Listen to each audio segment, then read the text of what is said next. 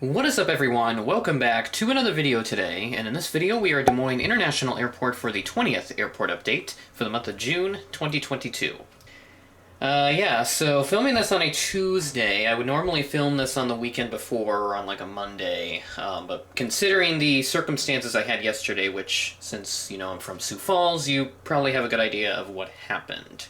I'll explain more of that here in a little bit because I just want to get this update filmed through, and also just another quick bulletin as well. If you didn't see this in my Instagram story, I'll just kind of provide a quick recap here. So basically, due to the fact that I had no power yesterday from the recent events, the full collection video has been postponed. I've not decided on a certain date to upload the video, but I will get working on that as soon as possible, and I will announce further updates on my Instagram story once they do become available. But anyways, let's get back track here onto the airport update. We'll start off here at Gate Alpha 1 with a Canyon Blue Southwest 737-800. It's been a little bit while since I've used this aircraft at Des Moines. This aircraft arrived in on a service from St. Louis, Flight 1313, at 11:13 a.m., ahead of a scheduled 11:25 a.m. arrival. Very interesting service here for Des Moines, a United 737-700. Looks like the Chicago mainline service has now been switched to a 737-700 as opposed to, I think it was like an A319 before for a little while. So yeah, looks like kind of a rare aircraft for this part of the country. I don't know where a lot of their 737-700s are based out of. Might be like Houston or something, somewhere else kind of away from where we typically get United mainline destinations from around this part of the country, like Denver or Chicago. Occasionally the Houston flight for some larger cities. But yeah, that's just kind of how it is. A lot of the Airbuses and all that we get. But this aircraft here at Gate Alpha 5B, United 737-700, Evo Blue, the exact aircraft that was used, had the Continental Globe livery. It arrived in at 10:52 p.m. ahead of a scheduled 11 p.m. arrival from Chicago O'Hare as Flight 2621. At Gate Alpha 4, we had this United 737-900ER. This aircraft also had the Continental Globe livery, and it arrived in from Denver, Flight 2443, at 11:09 p.m. ahead of a scheduled 11:24 p.m. arrival. Nice to see a good pair of 737 mainline aircraft here at Des Moines, so kind of goes to show just about how strong this United mainline service is going for Des Moines. Also, there's an A320 service from, I think, Chicago as well, so there's also that going for that. That's everything we have here at Concourse A, only 3 aircraft in total. Let's head over to Concourse C, where it is looking a little bit more busy. We got a lot more aircraft, and we also have a diversion, so let's go ahead and check those out.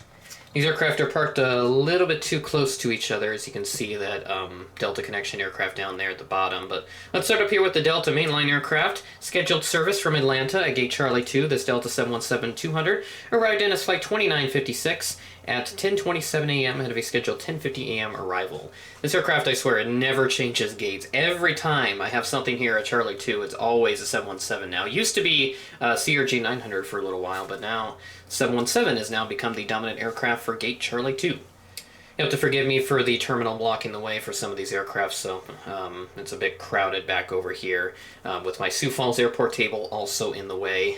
For those that don't know, the Sioux Falls Airport table is literally right here, so that's kind of how I have my room set up with this, so it's a little bit too close. This room is way too small. Once I move out, I'm going to make sure there's more space between those 2 airports so that we can have a much better situation for trying to film these Des Moines airport updates. Right here at Gate Charlie 4, we have the Delta Connection CRJ 700. This aircraft arrived in on a service from Detroit, operated by Endeavor Air, Flight 4760, at 4:31 p.m. ahead of a scheduled 4:52 p.m. arrival. Charlotte mainline for Des Moines, so kind of nice to see this going on here. Sitting at Gate Charlie 6, this American Airbus A319 arrived in from Charlotte, Flight 2173, at 11:30 p.m. ahead of a scheduled 11:44 p.m. arrival. I've got quite a lot of the late night flights, so there's quite a bit of United and American mainline, which is when a lot of these flights tend to arrive. I know there's other, these mainline flights are also sprinkled throughout random times of the day as well, but just kind of the pattern that I've noticed with how I picked out all these flights, but hopefully I'll shake it up a little bit more for next month. At Gate Charlie 7, we have this American Eagle CRJ 700, the first time this aircraft has appeared at Des Moines. This aircraft arrived in on a service from Chicago O'Hare, operated by SkyWest, Flight 4916, at 4:35 p.m. ahead of a scheduled 4:45 p.m. arrival. We got another aircraft right next door to this aircraft, but I'll save the best for last because there's quite the long backstory behind it. As I explained at the beginning of the video, there's quite a bit that I want to talk about at the end, so I'll save that for last. Okay, Charlie 5, we had this American Eagle Embraer 145. This aircraft arrived on a service from Chicago O'Hare, operated by Envoy, flight 4130 at 10:09 a.m. ahead of a scheduled 10:22 a.m. arrival. Also notice that the registration suffix is Echo Charlie. Usually it's Alpha Echo with some of these Envoy 145s, but I do know that some of them do get changed up a little bit, like this one here with 689er Echo Charlie. At Gate Charlie 1, we had this Allegiant Airbus A320, a bit of a new service for Des Moines, going to Newark. This operated at flight 803, arrived in at 3:14 p.m., a bit delayed from a 3 p.m. scheduled arrival, a 14-minute delay for this aircraft. Great to see Allegiant making a big presence here at Des Moines International. They already have a good maintenance base set up here and all that fun stuff, so can't wait to see what else Allegiant is able to do, where else they're going to be able to fly to and all that, and yeah, I'm really curious to see how this Newark service is going to do, because I do believe they used to have... Can't wait to see what else Allegiant's going to be doing here out of Des Moines, with a good East Coast connection to try and compete with some of the legacy carriers that have service out from like Washington. I think they might have had Philly service at one time, I know that, and I think New York LaGuardia service at one point as well, though I am not 100% sure if that is seasonal, so... I haven't seen that flight pop up as of late, so I think that's all operated on like Embraer 175s with the short winglets, which I don't have a model of, minus that 170 Retro, but I don't want to use that too much in an airport update, otherwise it kind of gets a bit repetitive. So yeah, that is all the regularly scheduled flights we have. Now we have a diversion to take a look at, so let's go and check that out. Right here at Gate Charlie 3, not 100% sure on where this aircraft actually parked. I did try to reach out, but I've not gotten anything back, so I just put it here at Gate Charlie 3 since that's really the only open gate on this side of the airport, and it kind of makes sense because this is where Delta usually parks anyway.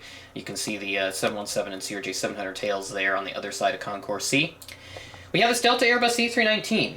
So this aircraft originated from Indianapolis, was supposed to be going to Minneapolis, but due to a very big line of storms that moved in, it forced him to divert to Des Moines.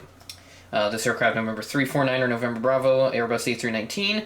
This departed at 10:15 p.m., delayed from a 10 p.m. scheduled departure time, a 15-minute delay for this aircraft. And that is everything for the Des Moines International Airport for June.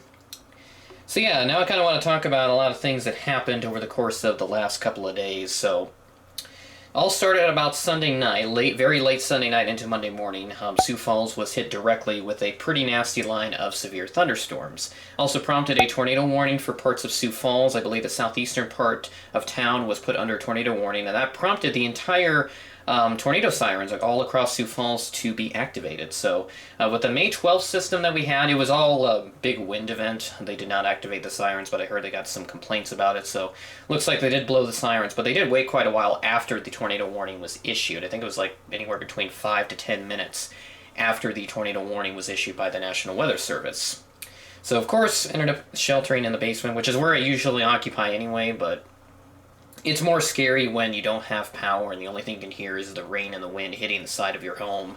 And then you can obviously hear the eerie ambience of the sirens in the background as well. That's also the other scary thing, so it's kind of slightly traumatized me, but it's not, you know, anything that I'm not used to necessarily, as I've done this in the past. I think the last time I had that happen, it's been quite a while. I think it was probably like 8 years ago, the last time where I had to go into the basement in the middle of the night for tornado sirens when we didn't have any electricity. I think that last time, though, I think we did have power, but this is probably the first time that I've had to go in the basement during a storm while we had no power.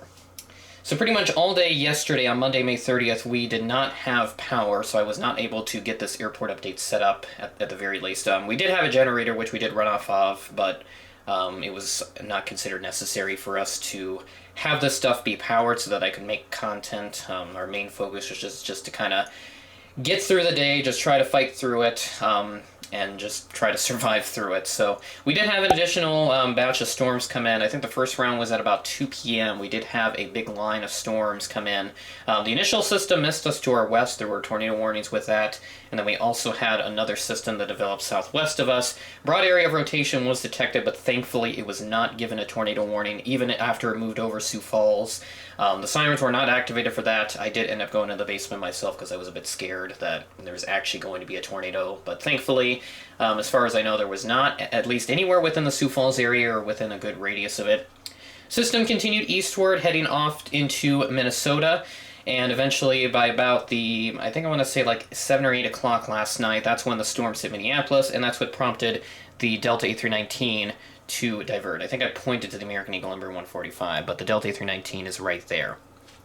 So that prompted that aircraft to divert. Back here in Sioux Falls, we had another cell hit at about 6 o'clock, and then another hit at about like 7:30 to 8. So around the same time, this aircraft would have diverted. So those extra 2 rounds that came in, it was all just, a brief gust of wind and a little bit of rain, so nothing too crazy. I think the worst of it missed us off to like our north and west. I know with the one round it did, but this other round I think may have weakened a little bit before it got to us. So that's at least the good news with those rounds. So yeah, and then about 9:30 to 10 o'clock last night, we did get our power back. So was able to sleep very well last night, and as such, I've been well rested so that I could get this airport update film. Because, by the way, yesterday I only ran on probably about 3 hours of sleep. It was not pretty. That's about, I believe, my second moderate risk of severe weather this year, because the first one was that May 12th storm that we had. This moderate risk that we had yesterday was a little bit further north of us. It was probably north of us, within like a 5 to 10 mile radius of Sioux Falls. But even still, it's really kind of scary when that moderate risk gets really close to you. So yeah, that's just kind of my weather rambling story for this video. Hopefully we're done with the severe weather for now. Again, as some of you may know, I'm kind of a big weather fanatic as well, so, trying to track all these storms is a little bit fascinating, but it is still scary when you have storms that are trying to barrel down on you that can potentially produce tornadoes. So with that being said, that is the end of the video. Thanks for watching, and I will catch you in the next one.